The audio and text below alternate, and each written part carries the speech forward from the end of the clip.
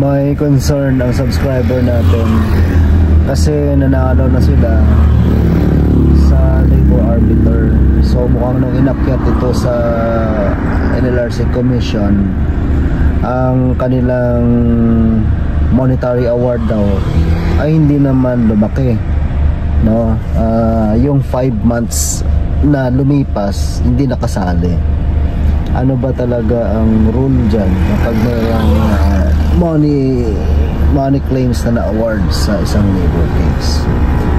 Bago natin discuss yan, shoutout muna natin yung ating mga masugid na taga-subaybay, no? Yung mga subscribers natin, followers natin sa ating FB page na TTY.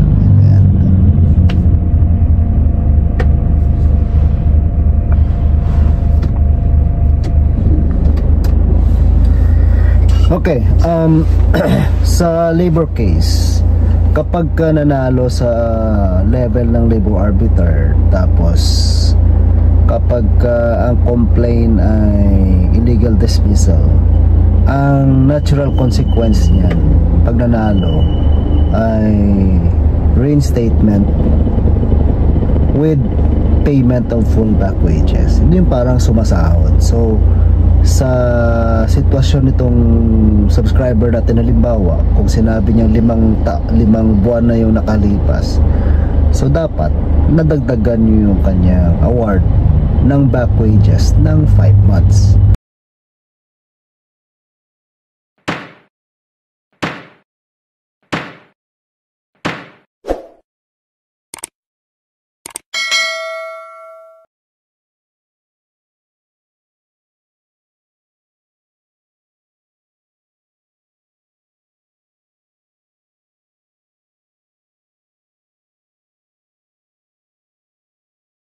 So sa halimbawa na lang ang sahod niya ay 20,000 per month, no? So kung 5 months, di plus 100,000 yung award niya kasi yun ang full back wages. We're not yet talking about other components ng back wages kasi yung full back wages kasali dyan normally yung service incentive leave, yung prorated na 13th month pay, tsaka yung probably regular holidays, no? Ngayon ang sitwasyon kasi kung halimbawang walang na-award na or walang naibigay na additional computation doon sa 5 months niya, may possibility na ang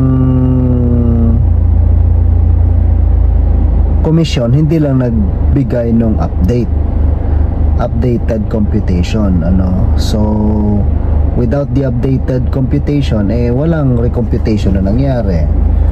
Ang remedyo mo dyan is to file a motion for recomputation and to update the award kung ang award ay back wages, illegal dismissal with payment of full back wages.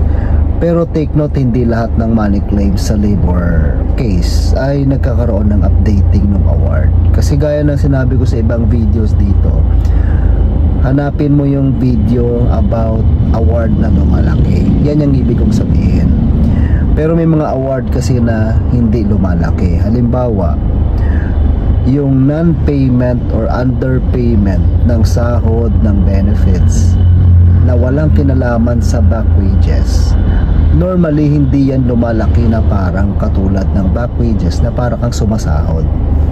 Ang nangyayari lang dyan, best case scenario, mag-impose ng interest na 6% doon sa hindi na award sa iyo. So halimbawa, ang reklamo mo ay hindi ka nabayaran ng 12 regular holiday nung nakaraang taon. So nanalo ka naman, na kumbinse mo kasi hindi ka nga nabayaran. Kung halimbawa ang daily salary mo ay 500 pesos times 12, di 6,000 pesos yon. Tama ba computation ko? 500 times 12, di 6,000 pesos. Yan ang i-award sa'yo. Ngayon, kung inapil ng kalaban mo sa komisyon at nanalo ka sa komisyon, hindi yan magiging 12,000, 6,000 pa rin yan, kasi yan yung issue doon na pinag-uusapan lang ninyo. Wala kasing putative service na tinatawag yung mga money claims. Ang may putative service lang or imputed service ay yung full back wages, kasi penalty ang in nature of penalty ang imposition ng back wages sa illegal dismissal, hindi sa money claims. So yan ang magiging consequence niyan, no? Kung ganun din, halimbawa unpaid 13th month pay, yung 13th month pay lang na unpaid ang babayaran sa iyo, so hindi lumalaki yan, walang updating ng computation dyan.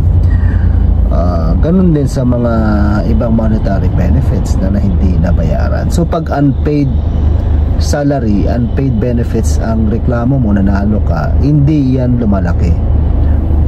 Best case scenario, pwede lang maimposan ng 6% penalty, kasi yan naman sa batas. Ang lumalaki yung back wages. So I hope na naintindihan ng ating mga viewers itong ating discussion.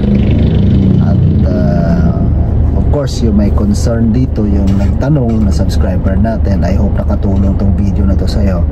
And if you found this video helpful, please share this with your friends, your colleagues, your family members, your boss, your HR, and to all the others who you think may benefit from this information. And I hope to see you in my next one. See you guys.